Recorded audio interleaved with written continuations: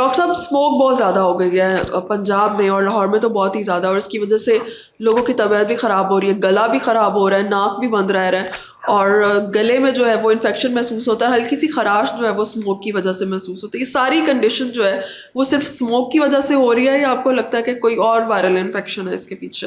अच्छा, smoke air quality index down जा रहा है, स्मोक तो है ही है, और सीज़न जो है उसमें आप देखें वायरल इलनेसेस भी हैं आजकल, जो सीज़न चेंज हो रहा है, कंटेजियस वायरल इलनेस भी है, फिर मलेरिया की भी कुछ ना कुछ और डेंगू की भी कुछ ना कुछ हाँ इन सीज़न में केसेस हैं। अच्छा, ये तीन चीज़ें आप समझ लें कि ओवरलैप कर रही हैं। ठीक है। यूजली पेशेंट सर में दर्द की कंप्लेन करता है, वॉमिटिंग की कंप्लेन करता है, बेचैनी की कंप्लेन करता है, दबाव की, बुखार की, जिस्म टूटने की, तो वो हम उन्हें तीनों लाइंस पे देख रहे होते हैं। ठीक है। तो स्मोक ऑब्वियसली एक फैक्टर है उसके अंदर, और most of the time smoke के साथ से वायरल इलनेस चल रही होती है, और समटाइम्स ऐसा होता है कि स्मोक के साथ मलेरिया चल रहा है या डेंगू चल रहा है, क्योंकि डेंगू भी एक वायरल इलनेस ही है, और समटाइम्स स्मोक और कोई टिपिकल वायरल इलनेस और साथ डेंगू, ये तीन चीज़ें भी समटाइम रिपोर्ट हो जाती हैं कि ये तीनों चीज़ें चल रही हैं। तो हमने ये देखना होता है इसमें कि पेशेंट प्रीडोमिनेंटली ज़्यादा हमें किस तरीके से इसे मैनेज करना है। तो स्मोक को तो हमें उसको अवॉइड करवाना ही करवाना है।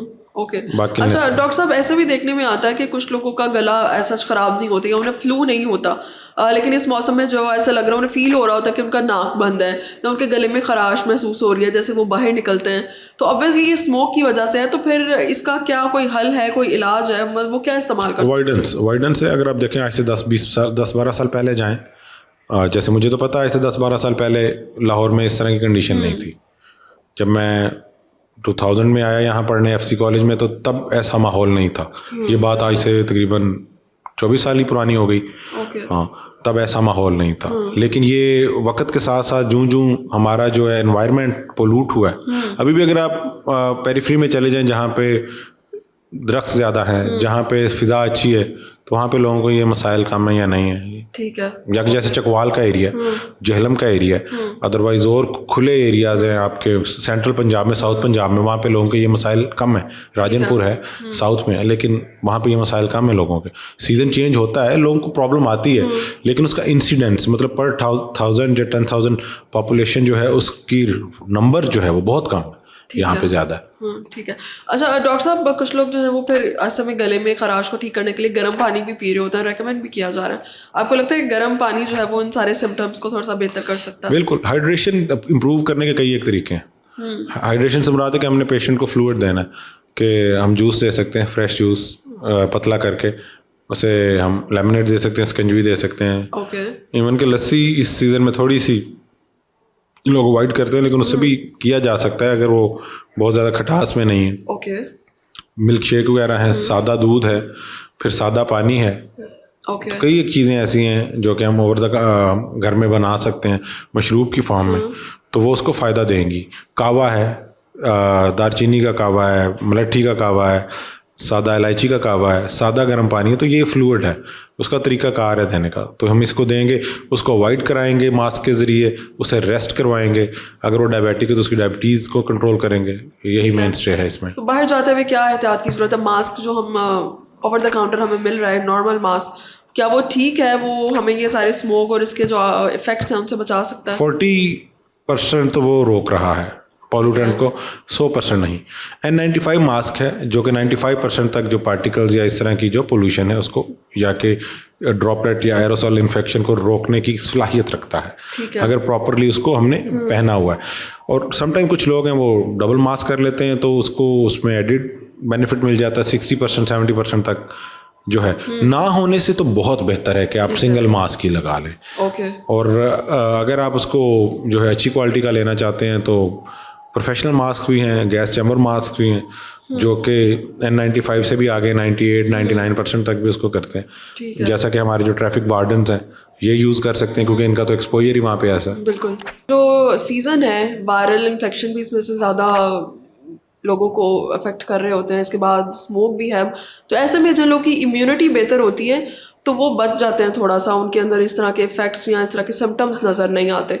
तो इम्यूनिटी को बेहतर करने के लिए क्या विटामिन सी बेहतर है, यूज़ किए जा सकते हैं इस तरह के मल्टीविटामिन्स? ये बिल्कुल दुरुस्त बात है कि जिन लोगों की इम्यूनिटी बेहतर है उन लोगों को ये इन्फेक्शंस कम होते हैं या बिल्कुल नहीं होते हैं, सिरे से ही नहीं होते।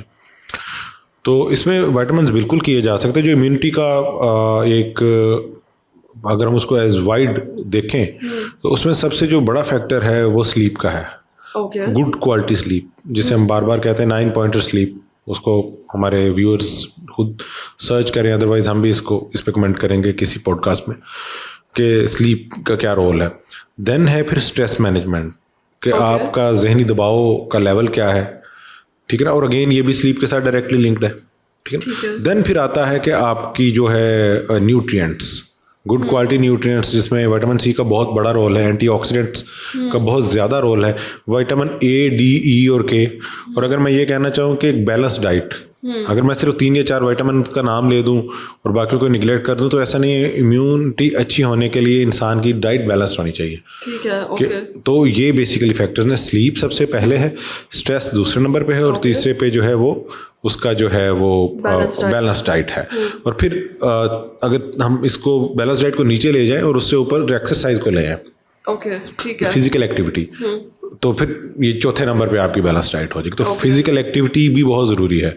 और अगेन हम एक बात करते हैं BMI, बॉडी मास इंडेक्स की, कि अगर एक इंसान है उसका BMI, उसका जो वेट है वो उसके हाइट के अगेंस्ट एक नॉर्मल सेंटाइल में है, तो फिर वो अच्छी इम्यूनिटी में है, चाहते ना चाहते उसे हम हेल्दी कंसिडर करें। बिल्कुल हेल्दी वेट से मुराद है कि उसका वेट अपनी हाइट के अगेंस्ट बैलेंस्ड है। और अगर वो ज़्यादा है तो फिर वो ओबेसिटी में आएगा, उसे कम करना है उसको, ठीक है। तो इसमें स्लीप का रोल है, स्ट्रेस का रोल है, और फिर आपकी फिजिकल एक्टिविटी का रोल है, ओबेसिटी का रोल है, और no doubt good balance diet का भी रोल है। तो हमने ये सारी चीज़ें ही पूरी करनी है, ठीक है, तो इम्यूनिटी फिर बेहतर हो जाएगी। ओके।